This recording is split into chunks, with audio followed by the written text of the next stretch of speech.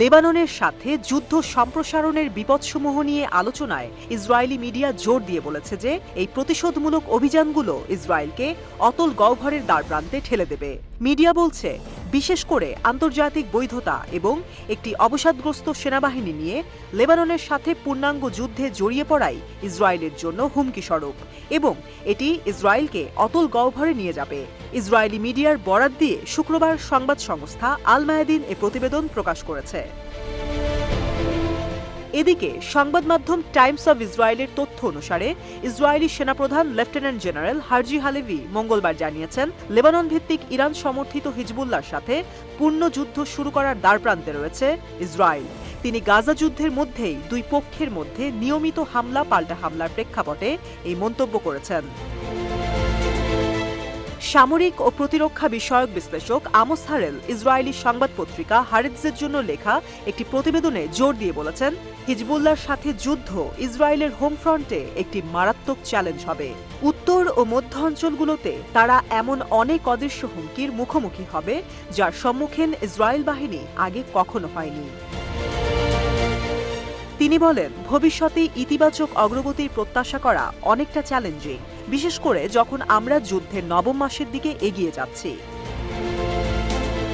হারেল আরও বলেন, গত 2 সপ্তাহে নিরাপত্তা কর্মকর্তা এবং সামরিক বাহিনীর কর্মকর্তাদের সাথে অনুষ্ঠিত আলোচনার বেশ কয়েকটি থেকেই এই লক্ষণই প্রকাশ পায় যে ইসরায়েল একটি সামগ্রিক ব্যর্থতার দিকে এগিয়ে যাচ্ছে। এই প্রসঙ্গে তিনি জোর দিয়ে বলেন, ইসরায়েল সমস্ত ফ্রন্টে নিজেকে গ্যাড়া করে ফেলেছে, যার মধ্যে সবচেয়ে সংকটপূর্ণ সমস্যাটি হচ্ছে লেবাননে হিজবুল্লাহর সাথে সংঘর্ষের ক্ষেত্র, যা একটি সরাসরি যুদ্ধ পরিস্থিতির হুমকির সম্মুখীন। তিনি সতর্ক করেছেন যে এই ধরনের যুদ্ধ অতীতের সমস্ত অর্জনকে ম্লান করে দেবে। তিনি বেশ জোর দিয়েই বলেন, যা কিছু আগে ঘটেছিল তা তুলনামূলকভাবে ফ্যাকাশে হয়ে যাবে।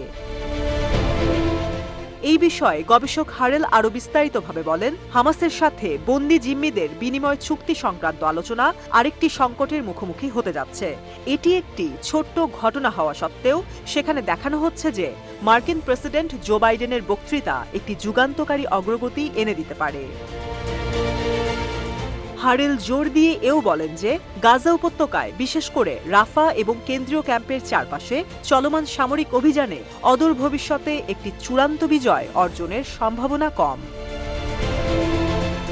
ইসরায়েলি সংবাদ মাধ্যম চ্যানেল 14 এর সংবাদ প্রতিনিধি এলকোশের অপারেশনকে উল্লেখ করে জানিয়েছে যে এটি হিজবুল্লাহর একটি সুপরিকল্পিত এবং সমন্বিত অভিযান ছিল এবং লেবাননের এই সশস্ত্র গোষ্ঠী তাদের আক্রমণের মাত্রা দিন দিন বাড়িয়েই যাচ্ছে।